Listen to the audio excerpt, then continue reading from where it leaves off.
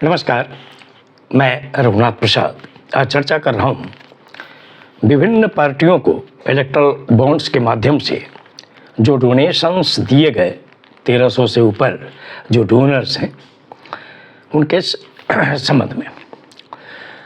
Erectile bonds पर social media पर भी और डिफरेंट टीवी चैनल्स पर भी बहुत सी बातें आ गई हैं, इसलिए अब ये बताने की ज़रूरत नहीं है कि किनके द्वारा क्या किया गया, किनको दिया गया, ये सब तो बात जनता के सामने में आ ही गई है। चूँकि स्टेट बैंक ऑफ इंडिया ने ऑनरेबल सुप्रीम कोर्ट के आदेश के तहत सारा reports election commission of India को दिया और इलेक्शन कमीशन ऑफ इंडिया ने अब सारी सूचनाएं अपने वेबसाइट पर दे दी।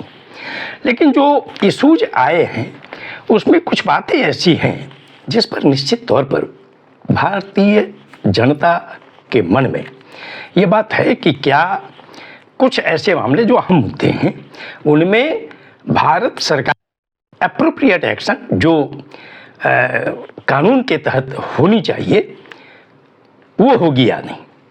क्योंकि अगर एकदम न्यूट्रल वे में अगर ये जांच नहीं होगी कुछ अहम मुद्दों में तो जनता के सामने भ्रम की स्थिति होगी और संदेह की स्थिति होगी। तो कुछ अहम मुद्दे हैं क्या? तो कुछ ऐसे डोनर्स हैं जिन्होंने डिफरेंट पॉलिटिकल पार्टीज़ को काफ़ी बड़ी राशि दी है, जैसे future gaming and hotel services है जिन्होंने 1368 करोड़ रुपया चंदा में दिया है विभिन्न पार्टीज़ को मिलाकर, जबकि उनका 3 वर्षों का जो लाभ है वो सिर्फ 368 करोड़ है। तो लाभ 368 करोड़ है और डोनेशंस 1368 करोड़ है। ये तो अजीब बात है कि अपने लाभ से 6 गुना डोनेट किया जाए। हो सकता है कि ऐसी और भी एजेंसीज हों। भारतीय एयरटेल जो विगत 4 वर्षों में लगातार घाटे में रही, उनके द्वारा भी 198 करोड़ रुपए डोनेशंस के रूप में दिए गए। तो निश्चित तौर पर शंका होना स्वाभाविक है जनता के बीच। कुछ ऐसे मामले भी हैं जैसे फ्यूचर गेमिंग है, मेगा इंजीनियरिंग एंड इंफ्रास्ट्रक्चर है, हल्दिया इंजीनियरिंग है, वेदांता लिमिटेड है, यशोदा सुपर स्पेशलिटी हॉस्पिटल है, DLF कमर्शियल डेवलपर्स लिमिटेड है, Jindal steel and power limited, doctor Reddy's laboratories limited, IFB agro limited, NCC limited, Devi laboratory limited, United phosphorus India limited और Aurobindo pharma limited. ये ऐसी कंपनियां हैं जिनके यहाँ डिफरेंट टाइप पर हो सकता है कि और भी एजेंसीज हों, उनके यहाँ केंद्रीय एजेंसियों के द्वारा रेड किए गए थे। इनमें से कुछ लोगों की गिरफ्तारी भी हुई थी, प्रॉपर्टीज भी सीज हुए थे। लेकिन इन लोगों ने इनमें से कुछ ऐसे मामले हैं कि रेड हुआ, उसके बाद उन्होंने इलेक्ट्रल बॉन्ड खरीदा और डोनेशन दिया।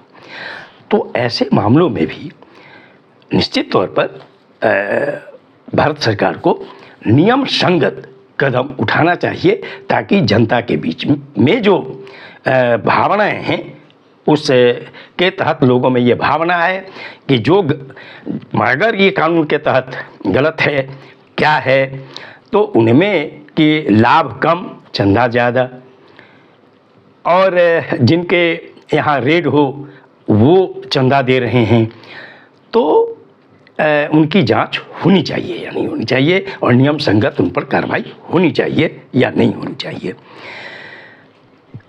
कुछ ऐसी कंपनियां भी हैं जैसे मेगा इंजीनियरिंग, मैं एक संस्था का ही नाम लेता हूं कि इनके यहाँ भी रेड पड़े थे, लेकिन इनको सरकारी संस्थानों के द्वारा बड़ी कहिए से संख्या में टेंडर्स मिले। एक टेंडर उनको 4500 करोड़ रुपए का है, एक 3681 करोड़ का है, एक 4358 करोड़ का है। हो सकता है कि ऐसी और भी कुछ कंपनियां हों, तो इसकी भी जांच निश्चित तौर पर भारत सरकार को करानी चाहिए कि जिन संस्थाओं ने इलेक्ट्रल बॉन्ड दिया उनको इतनी बड़ी संख्या में टेंडर्स भी प्राप्त हुए हैं, इनकी भी जांच होनी चाहिए कि नियम संगत क्या हो सकता है। ये सारी बातें जो मैंने उठाई हैं ये अहम मुद्दे हैं जिस पर जनता के सामने में सही तस्वीर आनी चाहिए कि जिन पर नियम संगत कार्रवाई होनी चाहिए उन पर कार्रवाई हो। ये देश के हित में है। और इलेक्टोरल बॉन्ड को लेकर जो अब पूरे देश में एक चर्चा का विषय हो गया है कि काला धन को रोकने के लिए जो कानून आए उसको ऑनरेबल सुप्रीम कोर्ट ने तथ्यों के आधार पर और संवैधानिक घोषित कर दिया। ये वीडियो आपको अच्छा लगा हो तो निश्चित तौर पर लाइक करें, शेयर करें। अब तक मेरे चैनल को आपने सब्सक्राइब नहीं किया तो सब्सक्राइब करें, बेल आइकन को बस टच करें ताकि मेरे हर आने वाले वीडियो का नोटिफिकेशन आपको तुरंत मिल जाए। आप सभी लोगों के लिए शुभकामनाएं। धन्यवाद। जय